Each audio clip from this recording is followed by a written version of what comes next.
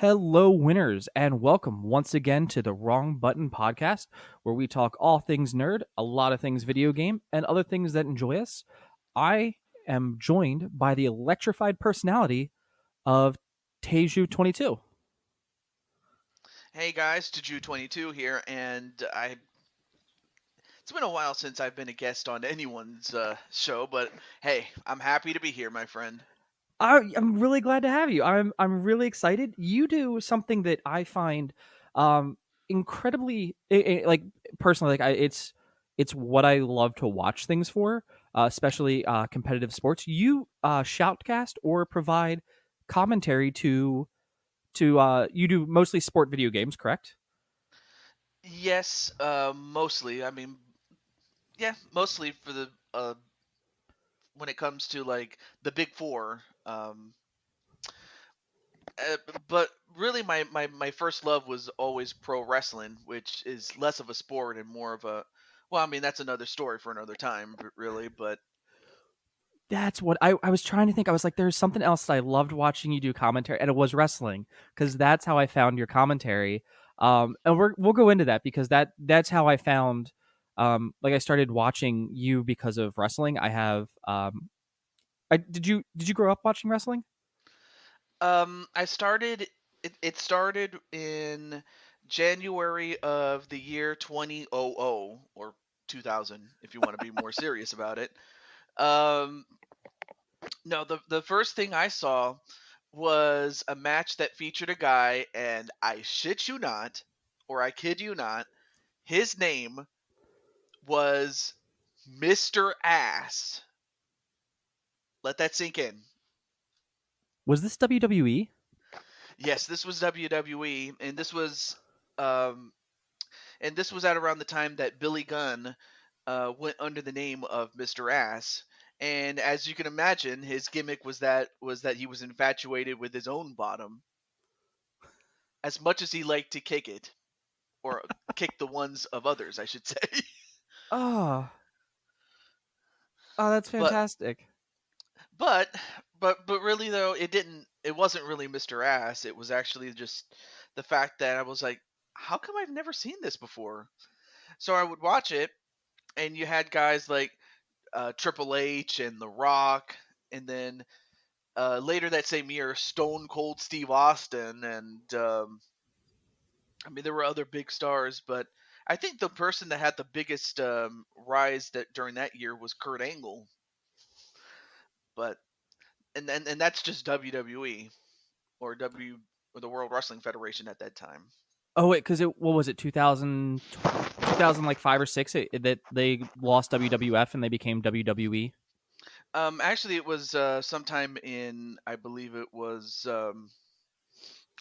sometime in May, if not June, uh, that they were forced to change their name in I believe it was June of 2002. That's because I remember that. So you how if you don't mind me asking, how old were you in 2000 when that started? I was 12 at the time, and yes, I am that old. Okay, so you're saying 12. I was 10.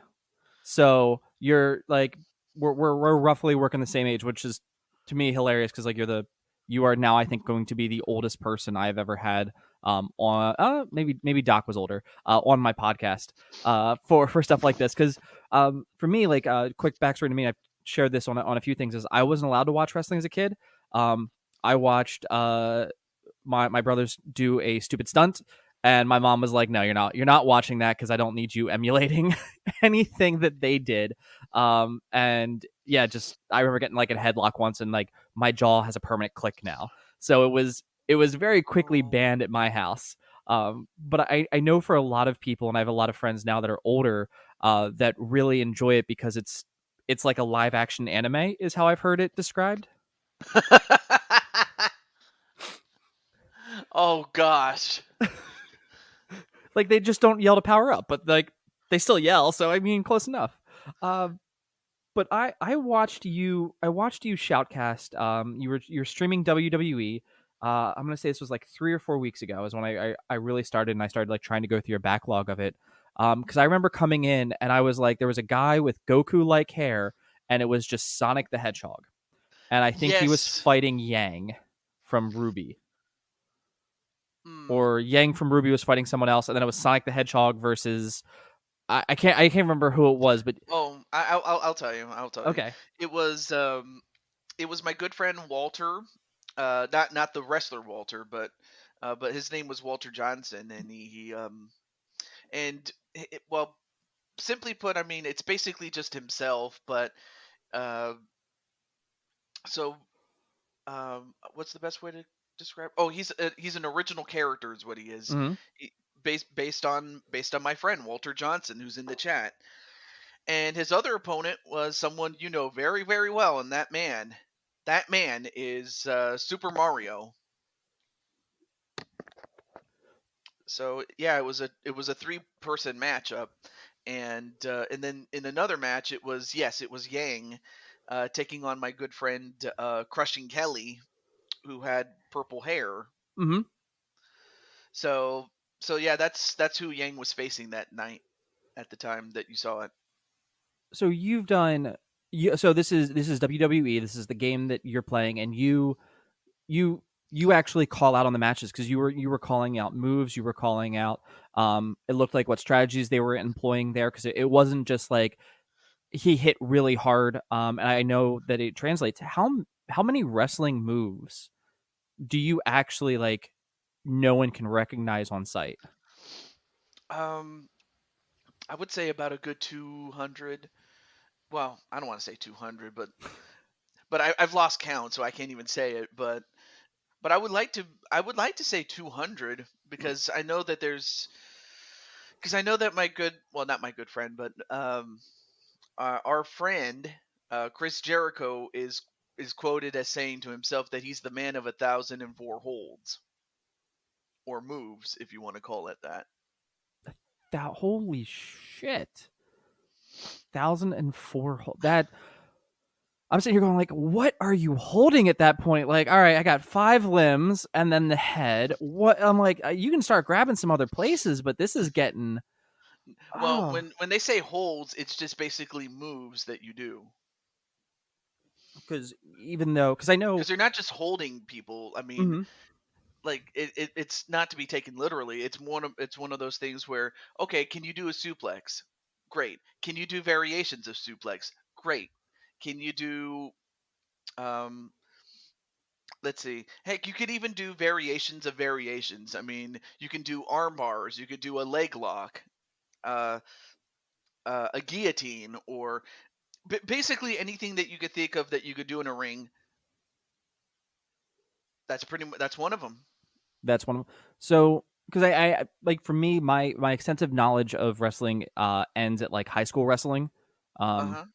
I got back. I was one of those people what's called a stow one in the military. So it means I went off and I went to basic training in my junior year of college before completing my training as soon as I graduated. So I went back to do high school wrestling because I was in the best shape of my life. And I just remember like it was like all the different holds and bars and stuff you were taught in the military. But it always felt very limited. Whereas when I see wrestling and you throw off like guillotine, and I'm pretty sure I've heard that somewhere. I know an arm bar. I know a bunch of different like wrist locks and holds. Hmm. Um, when when it comes to holds like that for professional wrestling, is there a uh I almost want to say like a rule book of, hey, these moves are considered okay and kosher, but the second you start going into other ones, because I know like 1,001, and then you can say variation of a variation. Um, are there ones that's like, hey, for a standard wrestling match, these are like the 12 that you're going to see, or is it no? It can vary up per moment. No, it could vary up when it comes, and it could vary up, and you could see up to maybe. I mean, you could ostensibly see up to like 100 to 150 moves, and that's just a normal wrestling match. Then when you have a tag team match, and you add up, and you go from 2-on-2 to 3-on-3, 4-on-4. Of course, then the moves add up because then you have more people in there. But And then there are the moves that are quote illegal, and the fact that you can't use those moves, you can in a no holds barred match. So when it comes to when it comes to those moves, because you how how early in a move are you able to recognize like, oh, this is what they're about to do? Mm, it's more of repetition. Like if you see something for so long, you're like, oh yeah, he's going to do this. He's going to do a back suplex. And if you see a guy go from behind and pick him up and pick his opponent up, and it looks like he's going to fall down, then that's a back suplex. But if he's going to drop him in front and then drop and then drop his opponent onto his knee, then that's a atomic drop. Okay. Um, it, it's just basically on tells, and plus the more you do something, the more you'll recognize it. It's about as simple as I can make it. No, and I know that's how it is like with fighting games, because it's going to be the biggest comparison that I can draw to here, when it comes to this, because I can watch a fighting game and be like, oh, that's going to be a quarter circle back. They're throwing out a fireball. It's a good like zone spacer. So I wasn't sure if, granted, like I realize nobody in wrestling is throwing a fireball yet. When they do, that'll be a whole new level. Is there a point where you can sit there and go, okay, like I know this wrestler like inside and out because like you followed his career or you I know you said you watched so much of it. Is it normally like you can have you ever been able to be like, oh, the match started off this way, he's creating distance, these are going to be like his next one or two moves that he's going to make, or is it like no, you have to wait kind of till he gets into a position? I would say it's more the latter. um it's more the latter really, because whenever Shawn Michaels, whenever he does his sweet chin music, he usually goes to the corner. Mm-hmm. and then and then of course within the game you have to press the button to activate the move, although most of the time, if not all the time, it's the computer that does the matches. Like, I don't touch the controller, I just simply call the matches.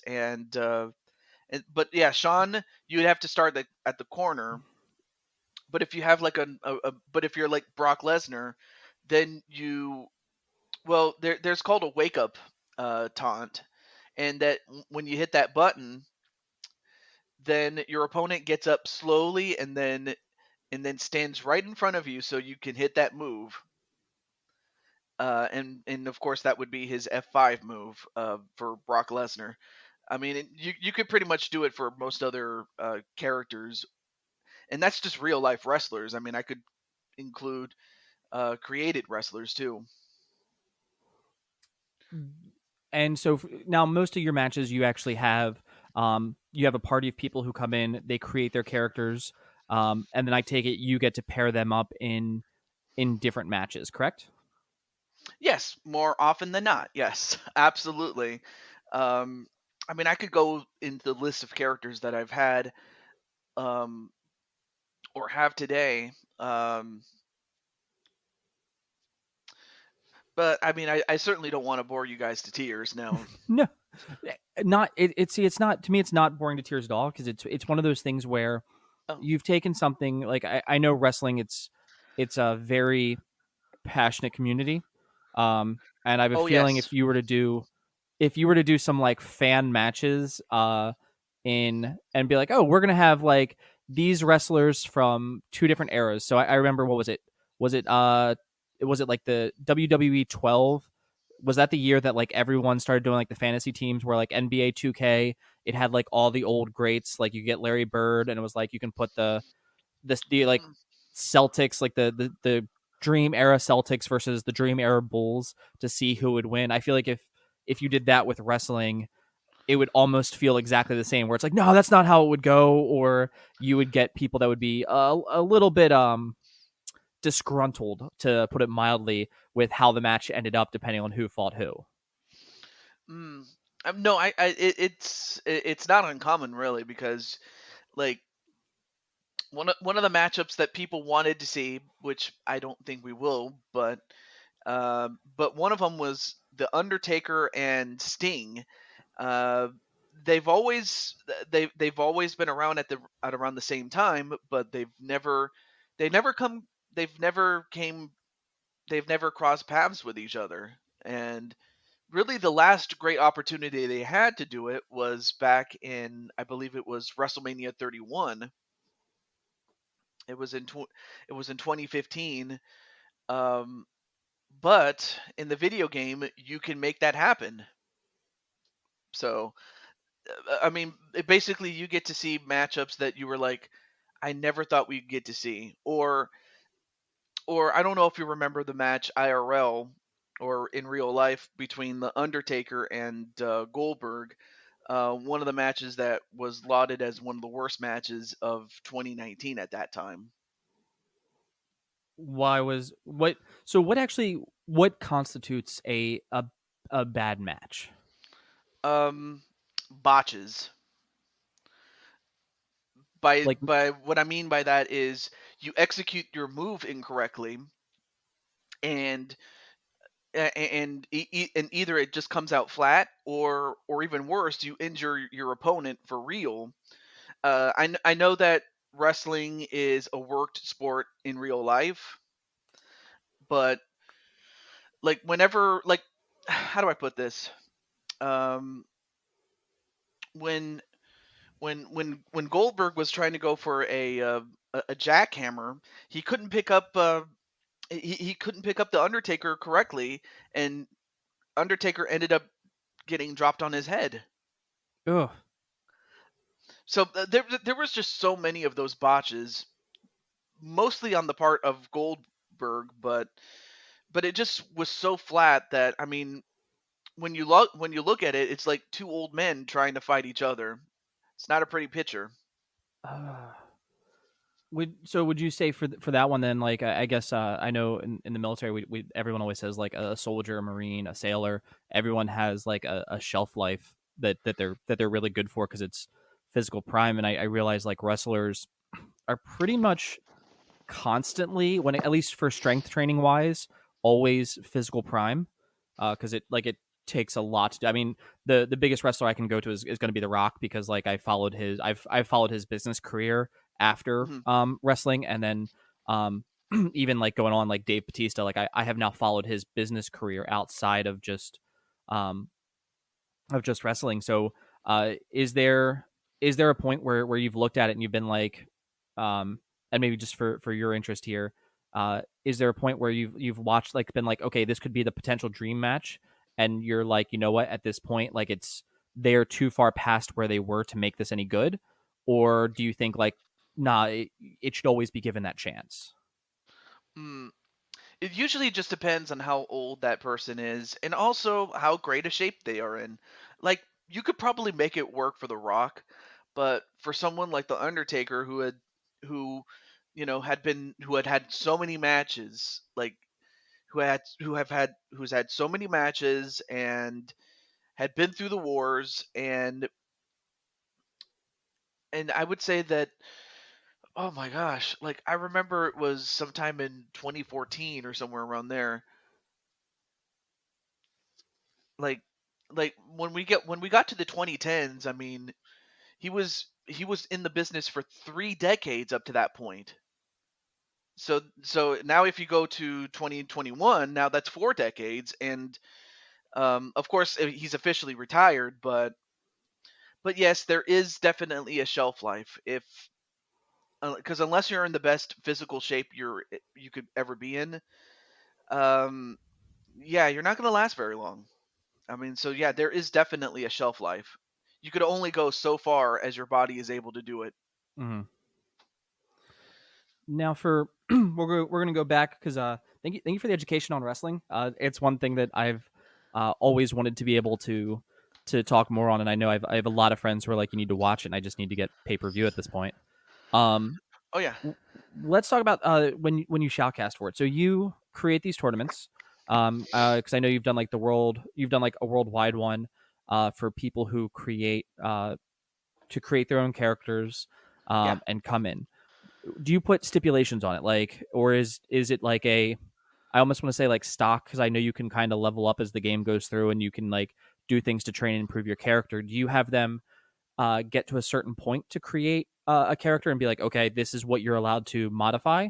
That way they can create a fair match there, or do you kind of let them min max do a more custom built character, maybe with like some limitations off? Well, it really depends on the game because I mean, if we're talking team sports, more often than not, um, like except for maybe baseball, Hmm. I usually put the characters at an overall of 87, which is better than most, but it doesn't break the game. The worst thing I could do is break the game, and then but by having the characters stupidly overpowered. So no, I want to keep it a level playing field if I can possibly do it.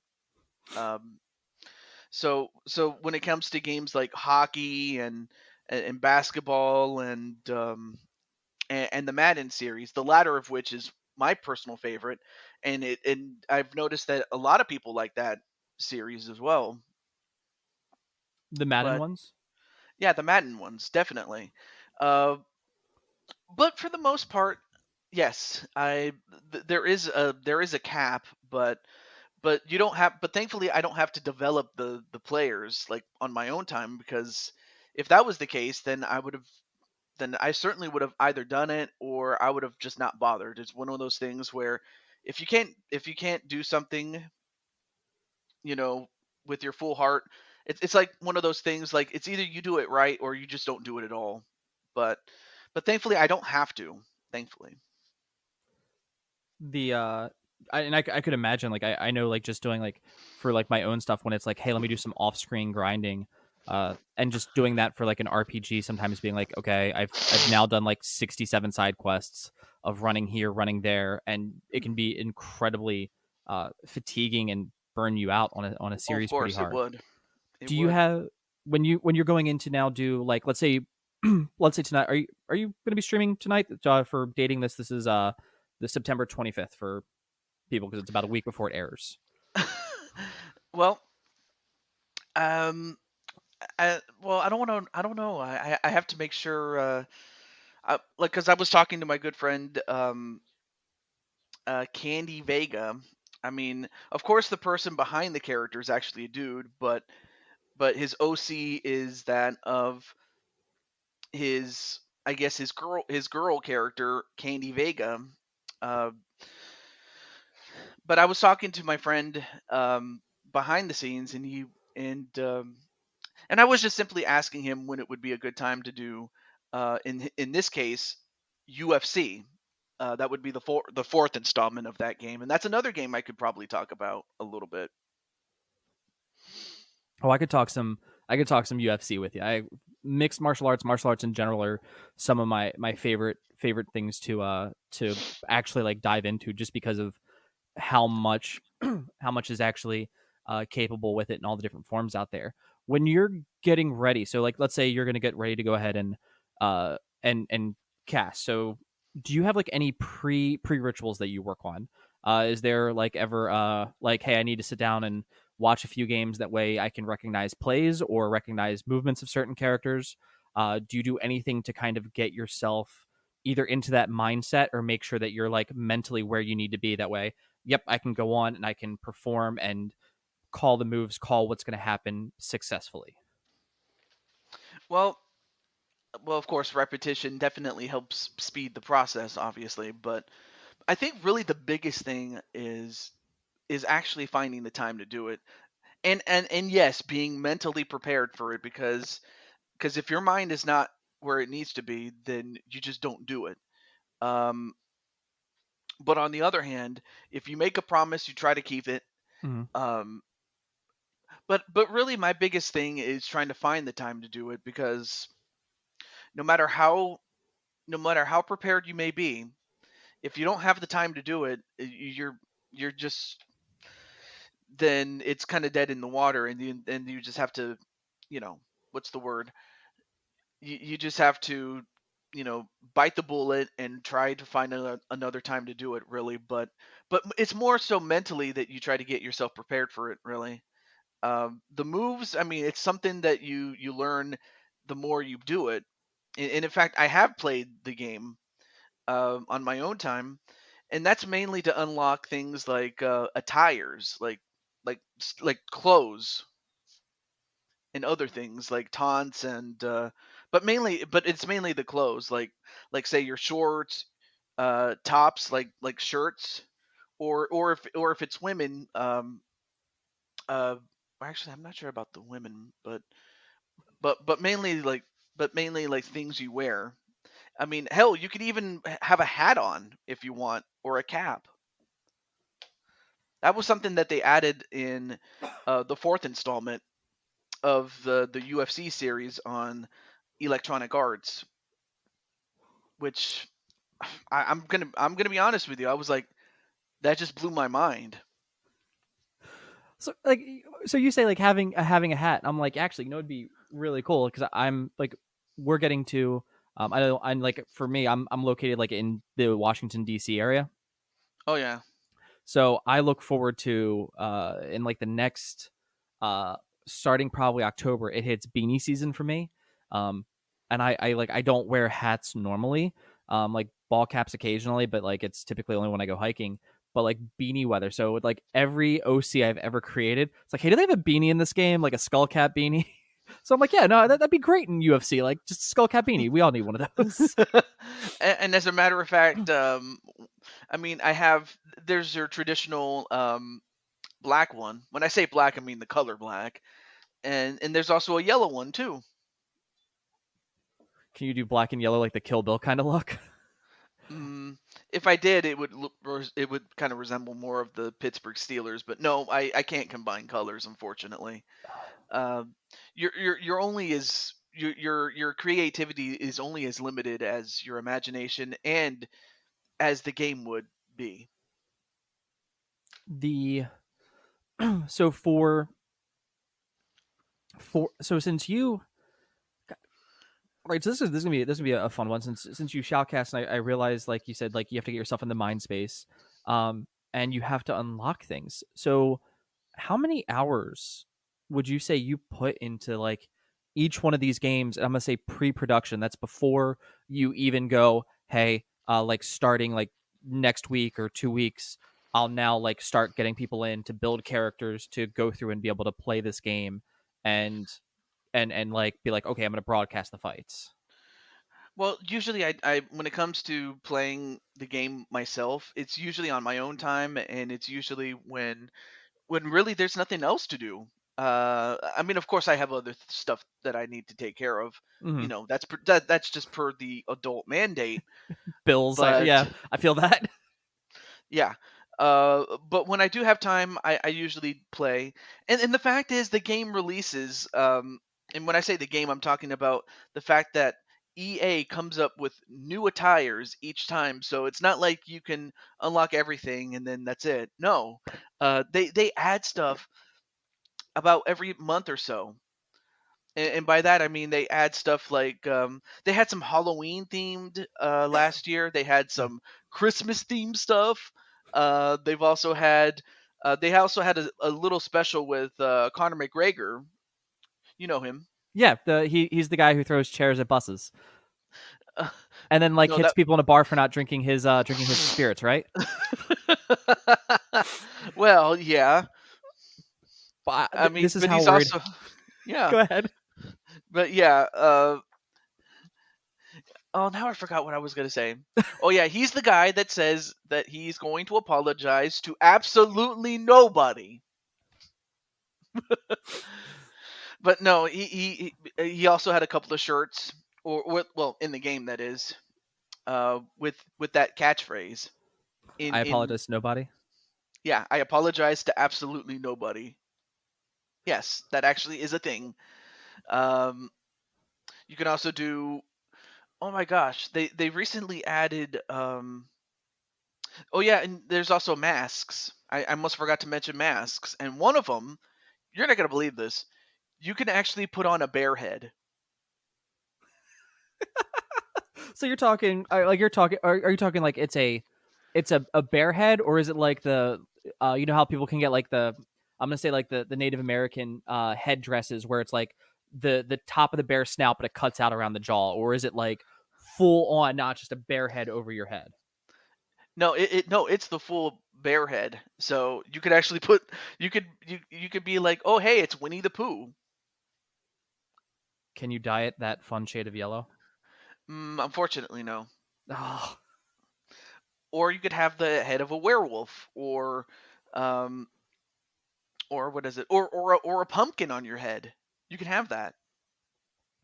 see, I'm almost wondering now, will you ever do a, so let's say Halloween comes around and you can get all these different masks. Would you ever do like uh, a horror movie, WrestleMania almost, where it's like, okay, I've got the clown from It, I've got a werewolf, I've got someone just wearing a bed sheet, just call it a ghost and be like, all right, it's a day, and like see how much fun you could have with that. Do you? So when it comes to unlocking this, like, is because I like closest thing I have, you've played some Smash Brothers. Yes. When Smash Brothers came out, what was it? Every 6 matches or so, when the game first came out, you would fight a new character. Would say a new challenger appeared. You had to beat them, and then you would unlock them. Um, and it took a while, from what I remember. Like it took a lot of people like a good like 2-3 days of solid playing to unlock all the characters. Um, hmm how Yeah. long do you I find that it takes you to unlock stuff for these games, especially? Well, it just depends on the game, of course, and what you can unlock. Actually, with WWE, there is there. Well, I don't want to say it's a DLC, but it kind of is kind of like a DLC where you can unlock everything straight up, Oh, except for the microtransaction. yeah, it's like a microtransaction. So you can unlock stuff. Well, you can unlock everything that's unlockable, or that is locked, I should say, excuse me, on WWE, and just call it a day, really. Um, but when it comes to UFC, there's two ways you can unlock stuff. One, by just simply playing the game, and you get, and of course, there's also these challenges. I should mention there are challenges, and if you complete them, you get a lot of coins. Well, in-game coins, that is, and experience points. Uh, if you get X amount of experience, then you move up a level, and it also comes with uh, and it can either unlock a quote or an avatar for your when I say avatar, I'm talking about the icon picture Okay. of yeah. You can unlock that, but you could also unlock attire as well each time you level up. Or if you use the coins that you've gathered up, and it's enough to buy it, then you can do it. And then finally, the third and final way is just to simply use IRL money and then spend it that way. Now, in preparing for this, do you find, and this might be going a little bit too much into like the business side of it, do you Right. find that it's more worth it, since you do this and you're like, okay, I want to have stuff ready for people to create? Do you find it to be better to just be like, you know what, I'm gonna go in, I'm gonna go ahead, and I'm just gonna spend the real currency to buy it, or do you prefer, let me go through and play more of it to unlock things? That way, maybe if like an animation changed up or they've added and changed a feature in the game, um, that way you can go ahead and get a feel for the flow of a general match. Oh well, in the case of UFC, it's actually better to just simply use IRL money. Um, but in most other games, like with let's see, with Madden, I don't have to do that, thankfully. Everything that you would want for your created player is there. So so yeah, some games they just come with it automatically, and you don't have to do much after that, thankfully. Unless you want to play it. And then there's also, but yeah, like most sports games are not like that. I just find that UFC 4 is the outlier, really. No, that I know, because my big thing, I know EA, especially if we go back 3 years ago to go controversial, was indicted in a lot of the like the soccer grab, Oh. and like the create, like the ultimate team, I think it was, where it's like you got the cards, so you could get like, I know I only know one soccer player, you could get Messi, but it's like, oh, I only have like a bronze Messi and I need a gold or a platinum Messi, and it was like for a lot of people it was considered gambling. So I wasn't sure if like as someone who uses their games for content on your channel, if that was something that would you'd be like, hey, you know what, this is uh like I like if that like dissuaded you from playing any of the games, or if you were like, you know what, it's easier just to bite the bullet that way. I can get full enjoyment right out of the way, even if it means instead of paying $60, I pay $80, so I have everything unlocked. Oh yeah, yeah. It works more for it works more for, along the lines for WWE because, or rather for the last 2K game that I got, which was 2K19. Um, I should mention that if you ever decide to get 2K20, don't. Well, WWE 2K20, I should be more specific as to which one I'm talking about. But yeah, WWE 2K20, like when I saw how much it glitched, like after it, not long after it released, Mm-hmm. because I pre-ordered it, but when I saw it, I was like, oh no. Like, The the glitches were so bad. Like, oh my gosh. Like, if you were to ever look it up, some of them would make you laugh, and then some of it would make you think, did anybody ever take the time to test these games out before they released it? or was it just a like no, they just went ahead and just went ahead and said, "Yep, here's the game, here's the new one," and go with it. Um, Yeah, no, no, that sounds a lot. That sounds about right. So, as you can imagine, the backlash was so bad that they haven't made a new one, and they were going to release it, later in, I believe it was October, but of course the game's still not ready yet, so they have to wait until March of next year to release it. So yeah, they've had a lot of time to try to come up with a new game as 2K. So that's why I've stuck with the 2K19 version of the game. yeah, especially if it like works, if it's a better performing game, there's no It is. reason to like not to go to anything else other than that one. Um, Yeah. now as for so as for that, because you now I have to ask actually one thing. We're gonna do a quick break from that. Your avatar is a Yeah. blue toad. Yes. I gotta ask what's the story behind the blue toad, or a blue toad being that one? I always wanted to do that. Anyway, so okay. So when I first started, my very first picture or my first avatar was that of a very, relatively speaking, a very young Johannes Brahms, the composer, Mm-hmm. and because I was listening to his, I think it was his third symphony, third symphony and his third movement. I forget. Um, but he released a few symphonies, but I believe it was his third movement of his third symphony. Um, but I was listening to that, and then I came across We Like to Play, Mm-hmm. and I really don't have to say who We Like to Play is. I mean, they were one of the people that inspired me to be on YouTube when they first came out, and about a year after they had debuted, um, like there were four guys. It started with Chris and Tyler, and Chris was Mario, and Tyler was Luigi. And then they were joined by Tyson, or Cyber, as in the Siberian Tiger. Well, I mean, that was his nickname at the time. Um, so yeah, Tyson joined, and he was the Yellow Toad. And then finally, they added their friend Jansen, and he was the Blue Toad. And then, there was level 7 of World 8, I think it was called, which was the skeleton roller coaster level for New Super Mario Brothers Wii. What happened was everybody except Jansen was in a bubble, and he had to do a section of the level that was very difficult, and probably would be for anyone who was new at it. But he not only got through it, but he also got the coin. Like there's 3 coins in each level, and that contributes to your 100% rating.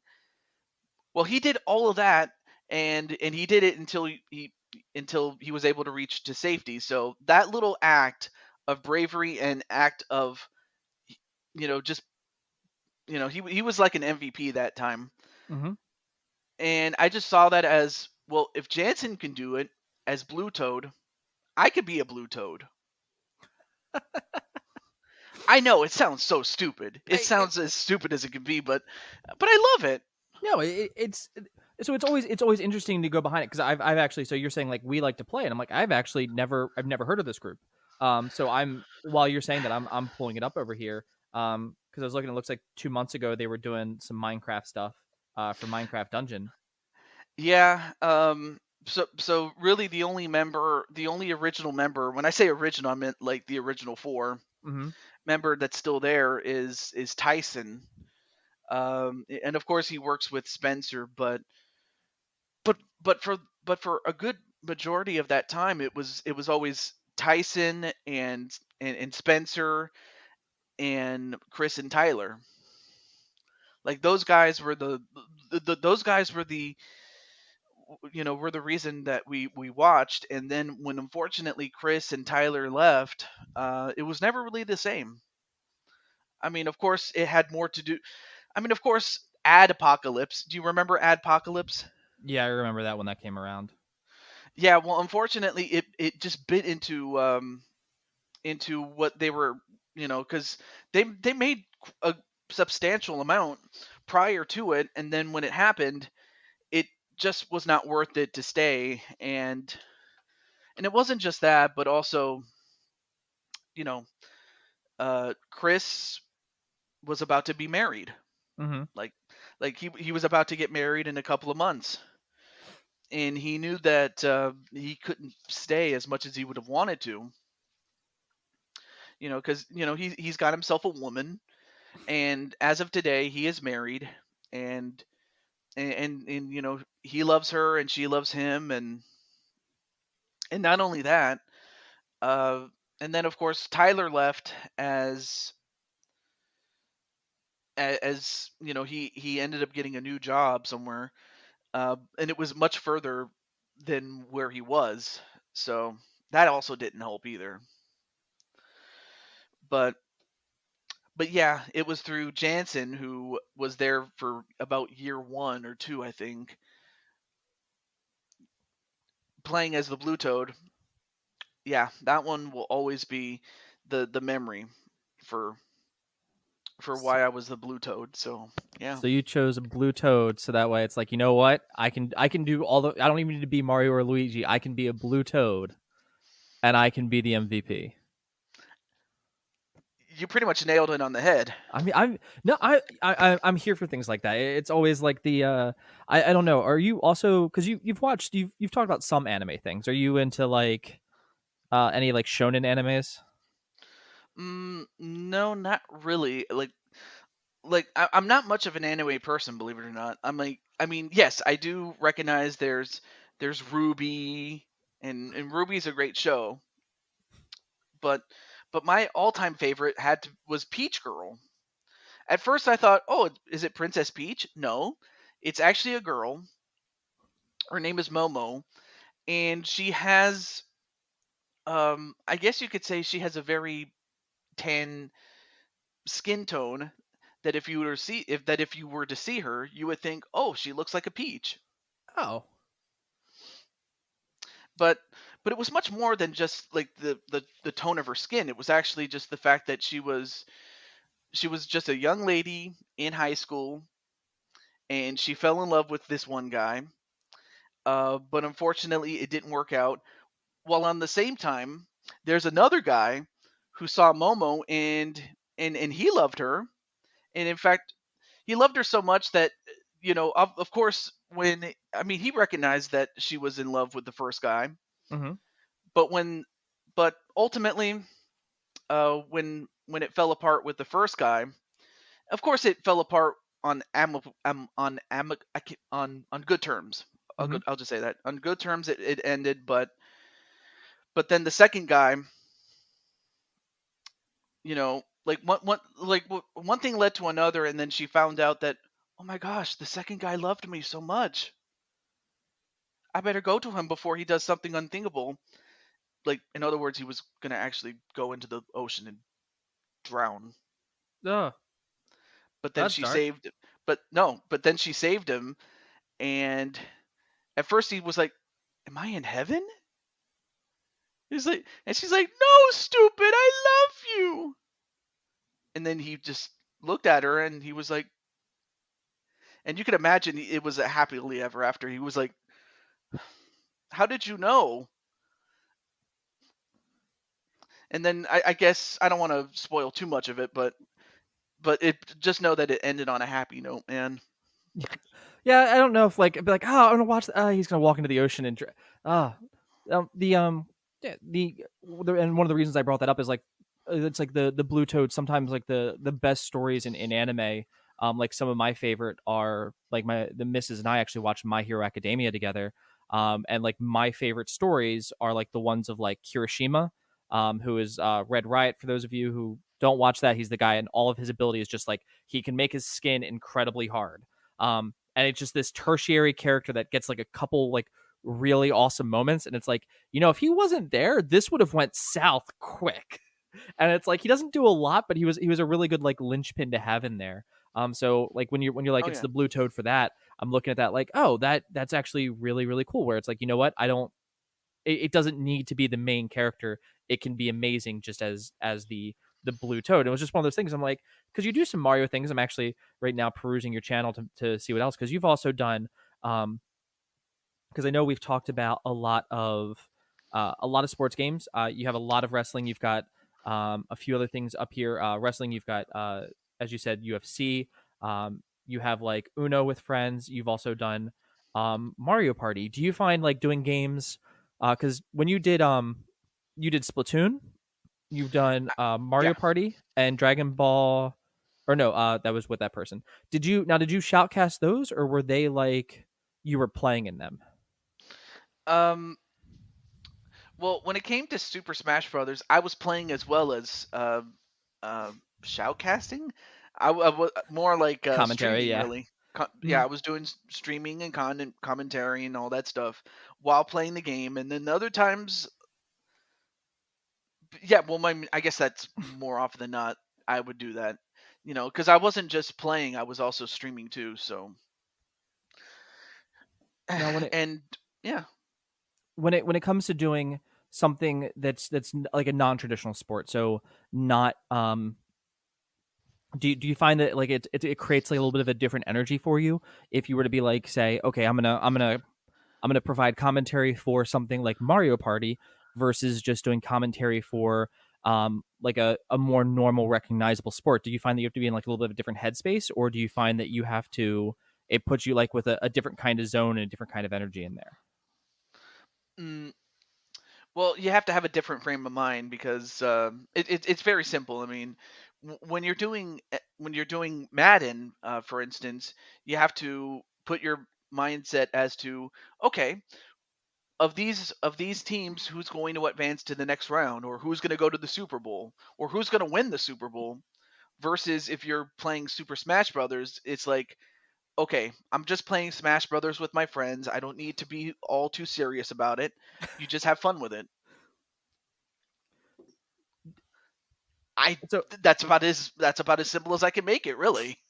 no, so it's one of those like for Smash Brothers, because like I remember like I know some like I've delved into the fighting game community, but I like there's a level of trash that I am, and like at Smash Brothers, the one time one of my partners and I have like tried streaming it, it turned out really bad. Like the more drunk he got, the worse I still seem to get.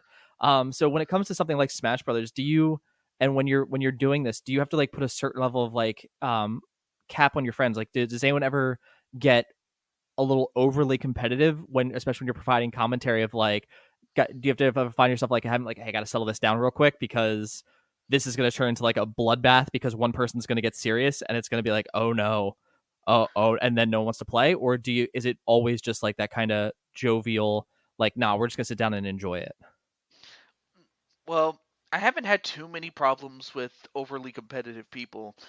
Um, I mean, of course, the point of the game is to be competitive, but more often than not, we just simply just have fun. And of course, you're gonna have, like, when it comes to Super Smash Brothers. You'll always have at least somebody who is really, really good at the game, and but on the other hand, when you do win, it just feels all the more sweeter because you played and played, and then eventually you broke through and you won. I think I think that it just makes the taste of victory all the more sweeter, really. But in all seriousness, really, we just simply have a lot of fun, and that's just where we go at it.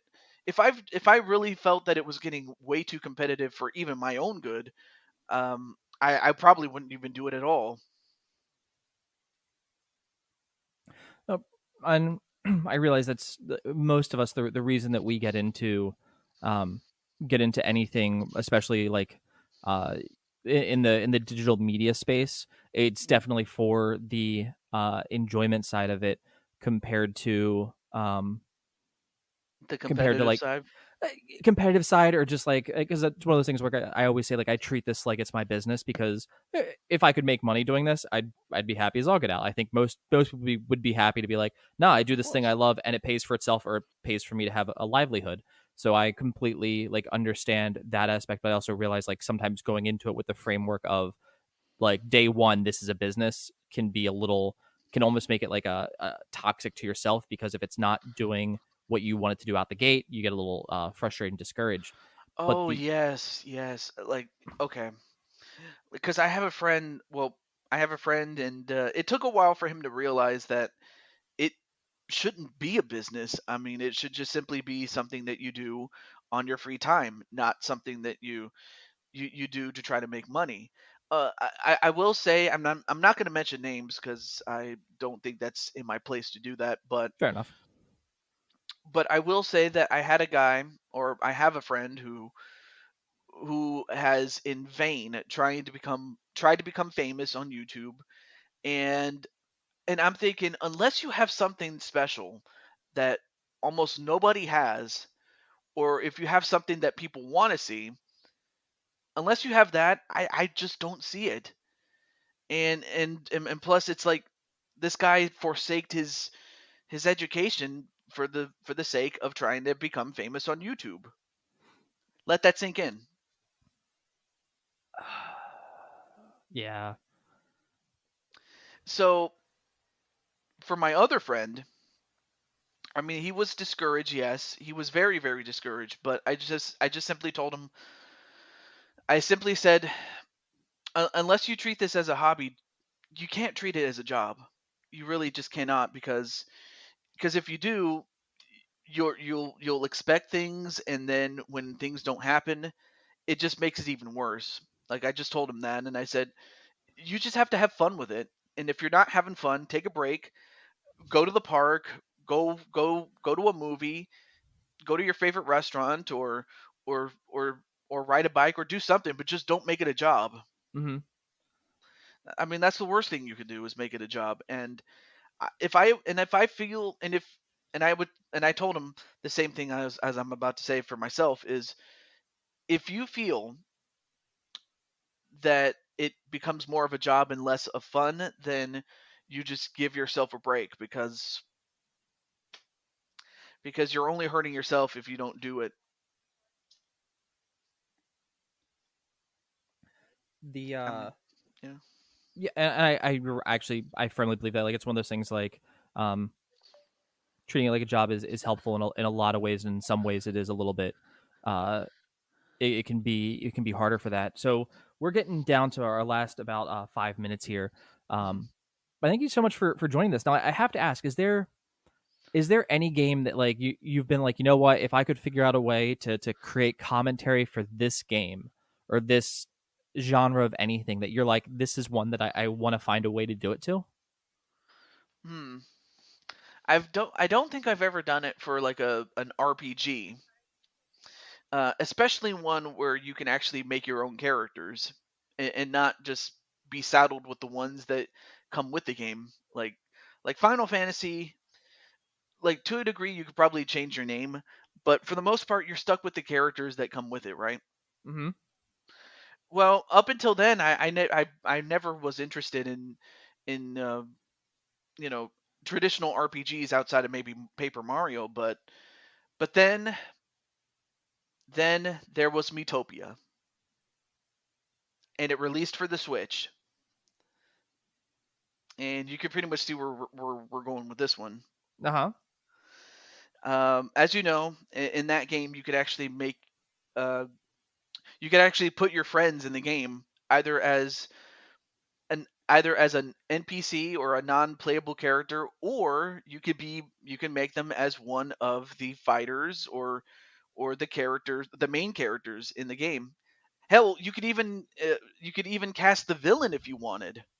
Ooh. That's Yeah, you could even cast whoever you wanted as the villain and everything in between, really.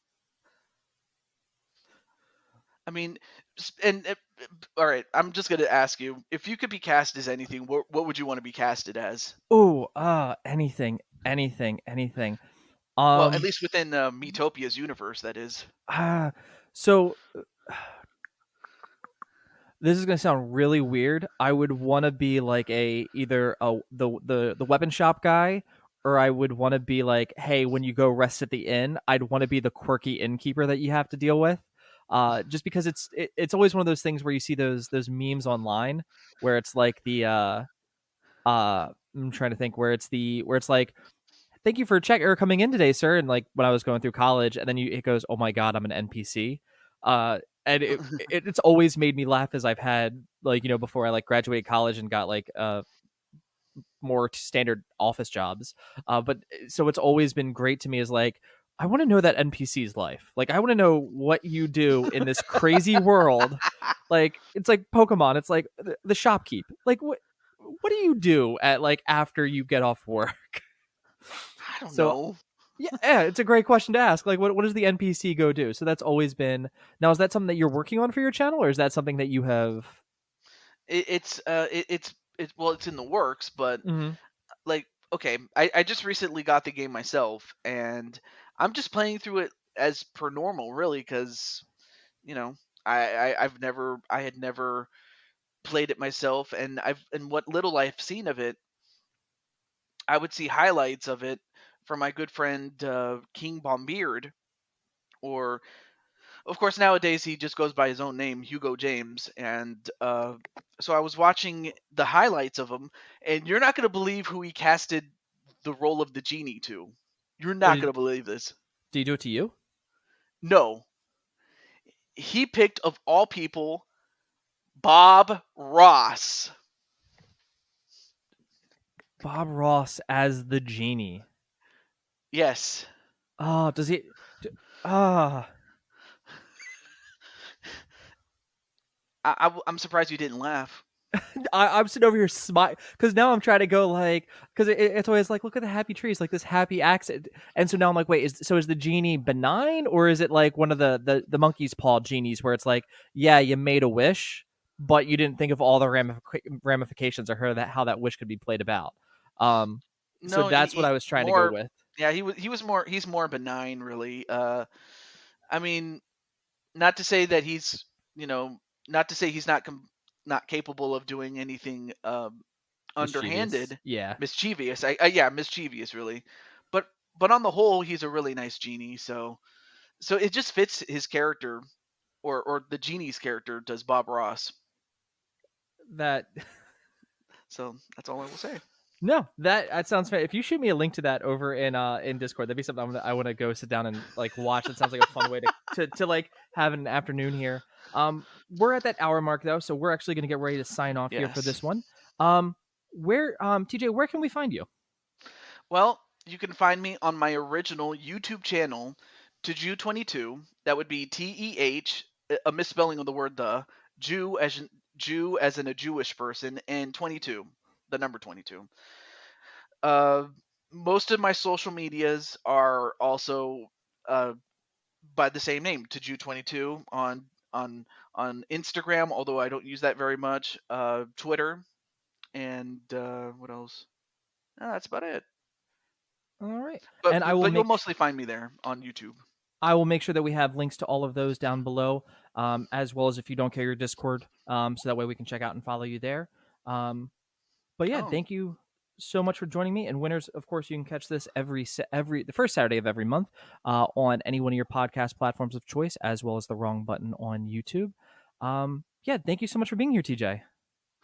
I mean, it's a pleasure, Mr. Wrong Button, and I know I always call people, Mister, and then, well, assuming they're a guy, of course, but I always call him Mister just out of formality. It's not part of a gimmick or anything like that. It's just, unless you tell me not to call you Mister, I'm gonna call you Mister just out of formality's sake, really.